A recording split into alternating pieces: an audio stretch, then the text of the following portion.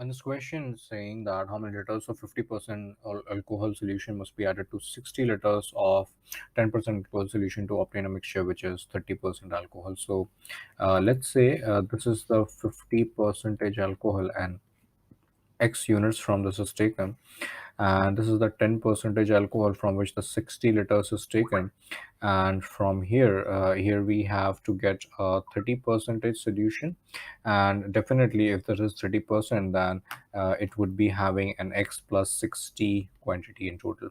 So if we have to do this, then we are going to say that the percentage concentration, which is 30%, is going to be a 50 percentage of X. So we are going to take the weighted average plus 10 percentage of 60 over the total quantity, which is X plus 60. So that is 30%. So percentage symbol will just cancel out.